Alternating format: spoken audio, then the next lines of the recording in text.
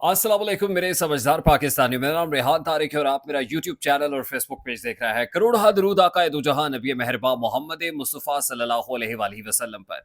इस दुआ और इस उम्मीद के साथ इस व्लॉग का आगाज़ करते हैं कि अल्लाह रब्बुल इज़्ज़त इस मुल्क के फैसला साजों के दिलों में समझदार पाकिस्तानियों के लिए नरमी पैदा कर दे। आईसीसी मेंस टी20 इंटरनेशनल में अगले मरहले यानी सुपर 8 मरहले का आगाज़ आज से हो रहा है, लेकिन इस अगले मरहले में तो पाकिस्तान क्रिकेट टीम नहीं पहुंच सकी है। पाकिस्तान क्रिकेट टीम अगले मरहले में टोलियों की सूरत वतन वापसी की राह लिए हुए है।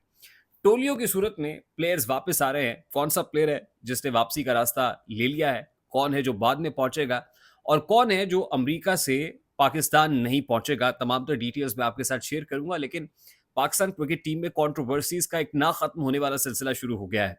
मैं किन किन कंट्रोवर्सीज का जिक्र करूं? देखिए, प्रोमिनेंटली मुझे जिन कंट्रोवर्सीज का जिक्र करना है, एक तो डीएसपी हारिस रऊफ साहब का अपने उस फैन के ऊपर लपकना, जो फैन कहें या नक्काद कहें, उसने जिस अंदाज में, जिस लबो लहजे के साथ हारिस रऊफ जब अपनी अहलिया के हमरा चहलकदमी कर रहे थे, गालिबन होटल के बाहर थे, तो क्या कहा और उसके बाद क्या मंजर देखने को मिला, यकीनन अब पूरे ज़माने ने देखा। उस पर मुझे कुछ तबसरा करना है, लेकिन उसके साथ घमसान का रन तो पड़ा हुआ है बूम बूम शाहिद आफरीदी और सहाफ़ी, यूट्यूबर इमरान रियाज़ खान साहब के माबैन।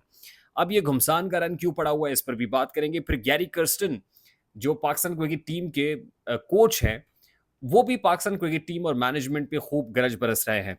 तो मेरा ख्याल है आगाज़ बूम बूम आफरीदी और यूट्यूबर इमरान रियाज़ खान के माबैन जो घमसान का रन है, सहाफ़ी हैं, वो क्या कह रहे हैं और शाहिद खान आफरीदी कैसे रिस्पॉन्ड कर रहे हैं, ज़रा मैं इस पर डिटेल में बात करूंगा और उसके बाद फिर अगली कंट्रोवर्सीज की तरफ बढ़ूंगा। आपको बताऊंगा कि क्या होने क्या जा रहा है।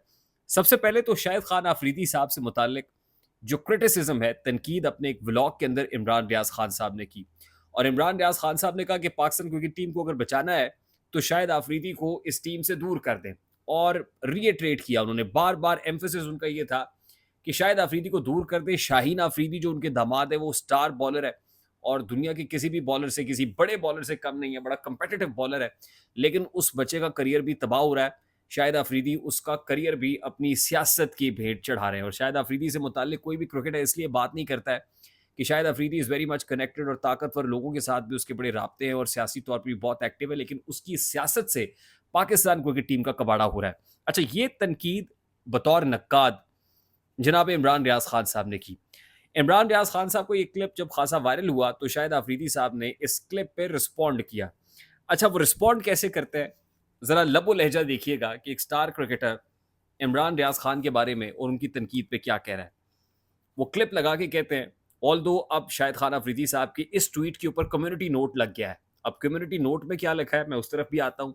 लेकिन शाहिद अफरीदी साहब कहते हैं कि ऐसे ही गीले तीतरों, ऐसे ही गीले तीतरों। अब ये गीला तीतर ज़ाहिर है उसी को कह रहे हैं जिसको मुखातिब कर रहे हैं, जिसके ट्वीट पर रिस्पॉन्ड कर रहे हैं। ये क्यों कह रहे हैं ये भी बताता हूँ मैं आपको। कहते हैं ऐसे ही गीले तीतरों और मुशीरों की वजह से सियासी रहनुमा आज जेल में है। इमरान खान को रेफर कर रहे हैं। उनके आसपास बेहतर लोग होते तो आज हालात मुख्तलिफ होते। मौजूदा हालात में यूट्यूब कंटेंट बनाने में यकीनन मुश्किल आ रही होगी, लेकिन इसका यह मतलब नहीं है कि झूठ को सच और सच को झूठ बनाकर पेश किया जाए। ये मेरी तरफ से झूठे प्रोपेगेंडे का आखिरी जवाब है, क्योंकि आपको झूठ बोल बोलकर और मेरा नाम लेकर यूट्यूब पे पैसे कमाना है, जबकि मुझे अपनी फाउंडेशन के फलाही कामों की देखभाल करनी है। और वो कहते हैं कि अब मेरे पास इतना वक्त नहीं है कि मैं हर ट्रोल का जवाब दूं, और फिर हैशटैग ट्रोल उन्होंने लिखा है। अब शाहिद खान अफरीदी साहब के इस जवाब पे कम्युनिटी नोट लगा हुआ है, जिसमें शाहिद खान अफरीदी साहब के पूरे करियर को कंट्रोवर्सीज के साथ ताबीर किया गया है कि कभी बॉल टेम्परिंग की कंट्रोवर्सी है, कभी अपने ही साथी खिलाड़ियों से लड़ाई झगड़े की कंट्रोवर्सी है, और कभी जो उनकी जो पॉलिटिक्स है उससे मुतालिक बातें हैं। तो कम्युनिटी नोट ज़ाहिर है तभी लगता है कि जब बहुत सारे लोग उसके ऊपर तबसरा कर रहे होते हैं और एक बात कर रहे होते हैं, तो ज़ाहिर है कि कम्युनिटी नोट लग जाने का मतलब ये है कि शायद खान अफरीदी का ये जो ट्वीट है इस पे लोगों ने कोई बहुत अच्छे तरीके से इसको नहीं लिया है, बल्कि इसको अड़े हाथों लिया है। अब शायद अफरीदी साहब देखिए, शायद खान अफरीदी के जो क्रिकेटिंग करियर है, मैं कोई क्रिकेटिंग एक्सपर्ट तो नहीं हूँ, लेकिन जाहिर है शायद खान अफरीदी की 37 बॉलों के अंदर 102 रन की जो इनिंग थी धुआंधार, श्रीलंका के खिलाफ मैं उसका ऐनी शाहिद हूँ और बड़ी धुआंधार थी। उसके बाद ही उनको बूम बूम आफरीदी का और गालिबन टोनी ग्रेग ने जो है वो ये खिताब दिया था बूम बूम आफरीदी का, जो स्टार कमेंटेटर थे। और आफरीदी ने पाकिस्तान को बहुत सारी जगहों पे रिप्रेजेंट किया है, कहीं अच्छा खेला कहीं बुरा खेला, but he is a legend. यानी क्रिकेट के डोमेन में उनके नाम का तूती बोलता रहा है, इसमें कोई दो राय नहीं। मैं मैं मेरा उसूली मौक़िफ़ ये है कि जो स्टार आदमी होता है, वो भले स्टार सिंगर हो, स्टार एक्टर हो, वो स्टार क्रिकेटर हो, उसको शायद वो जब कोई सियासी लाइन लेता है ना, पॉलिटिकल लाइन लेता है, तो वो फिर वो बहुत सारे अपने दुश्मनों को जन्म दे रहा होता है। ये मेरा अपना उसूली मौक़िफ़ है कि स्टार को स्टार रहना चाहिए। स्टार को अपने आप को इस तरीके से जो है ना पॉलिटिकली एक्सपोज़ नहीं करना चाहिए। शायद खान अफरीदी साहब ने अपने आप को पॉलिटिकली एक्सपोज़ किया है और बहुत देर से कर रहे हैं, बड़े अरसे से कर रहे हैं। उनका ताकतवर लोगों के साथ बैठना, उठना, लाइन लेना, इमरान खान के अगेंस्ट कुछ कह के फिर उसके ऊपर वापस माफ़ी माँगना और फिर अब ये करना। देखिए यहाँ पे अब ये जो लबो-लहजा है अफरीदी साहब का, ऐसे ही गीले तीतरों और मतलब आई मीन ये गीला तीतर आप कह के ये क्या इस्तेलाह इस्तेमाल कर रहे हैं? क्या एक स्टार आदमी को, एक लेजेंड को ये ज़ेब देता है कि आप ऐसा लफ़्ज़ इस्तेमाल करें? आप अपना आप बता रहे हैं कि हू आर यू एक्चुअली? ज़रूरी नहीं होता कि आप हर किस्म की तनकीद का जवाब देने लग जाएँ। नक़्क़ाद का काम तनकीद करना होता है, वो तनकीद कर रहा है।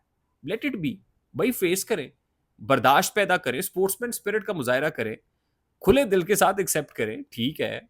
कोई कह रहा है आप किसी और अंदाज़ कहते हैं, कौन-सी बात कहाँ कैसे कही जाती है, ये सलीका हो तो हर बात सुनी जाती है। मैं इससे एग्री नहीं करता। जो आपका लबो-लहजा है, जो ज़ुबान है, जिस अंदाज़ में आपने इसको रिस्पॉन्ड किया, I don't agree. I completely disagree with this. ये नहीं होना चाहिए था, ये कंडेमनेबल है।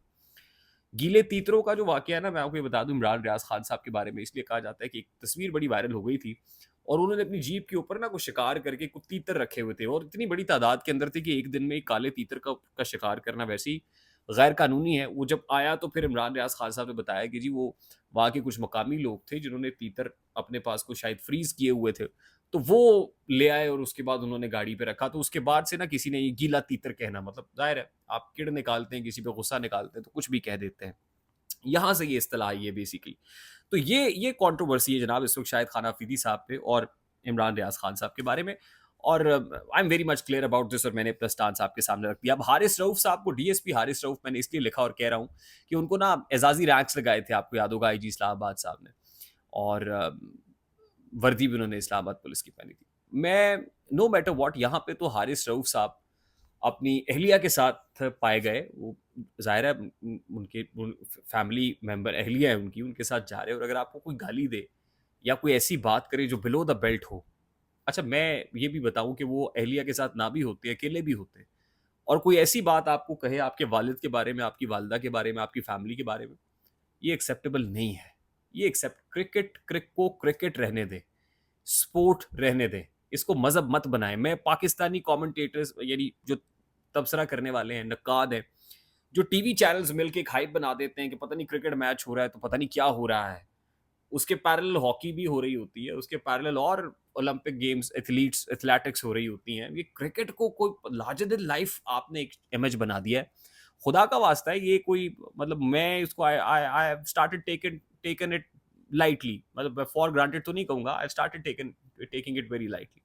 मुझे इससे कोई फ़र्क नहीं पड़ता। हाँ, जीते मैदान में, क्रिटिसिज़्म हो रहा है, अपने आप को ठीक करें, इस्लाह करें। फ़ारिग करें जिसको नहीं खिलाना फ़ारिग करें, नया लेके आएँ, यही गैरी क्रिस्टन कह रहा है। तो मामलात को इस्लाह करें, ठीक करें, लेकिन इसका कतन ये जस्टिफाइड नहीं है कि आप राह चलते हुए किसी को भी आप उसकी माँ-बहन एक करना शुरू कर दें। आई कंप्लीटली डिसएग्री विद दिस और ये मीडिया एक बहुत बड़ा रिस्पॉन्सिबल है इसके अंदर। जो किया उस पे हीट ऑफ द मोमेंट के ऊपर हारिस रऊफ ने शायद कोई भी होता, वो शायद ऐसा ही करता। तो आई होप मेरी बात आप तक पहुँची होगी और अभी मैं आपको सिर्फ ये बता दूँ कि टोलियों की सूरत में पाकिस्तान क्रिकेट टीम क्योंकि उनको पता है कि होना क्या है, वापस आना शुरू हो गए हैं। जो जो प्लेयर्स वापस आ रहे हैं वो बरास्ता दुबई पाकिस्तान पहुंचेंगे। इसके अलावा इमाद वसीम है, आमिर है, हारिस रऊफ है, शादाब खान है, आजम खान है, जो अभी रवाना नहीं हुए बल्कि 22 जून को रफ्ते सफ़र बांधेंगे अमेरिका से और मियामी से जो है वो फिर वापस पाकिस्तान पहुंचेंगे। लेकिन इनमें आमिर है जो पाकिस्तान नहीं पहुंच रहे बल्कि बरतानिया में डरबी शायद काउंटी है, वहाँ से इनको काउंटी खेलनी है और इस वजह से वो पाकिस्तान में नहीं पहुंचेंगे और फिर दीगर जो खिलाड़ी हैं वो टोलियों की सूरत में वापस पहुंच रहे होंगे और कप्तान भी जो है वापस नहीं पहुंच रहे टाइमली। आई होप मेरी बात आप तक पहुंची होगी। अगर पहुंच जाए तो वीडियो को लाइक और शेयर करना मत भूलिएगा। चैनल पे नए तो चैनल को सब्सक्राइब कर लीजिएगा। बेल आइकन जरूर दबाइएगा। मुझे रेहान तारिक को इजाजत दीजिए। अपना बहुत सारा ख्याल रखिएगा। अस्सलाम वालेकुम।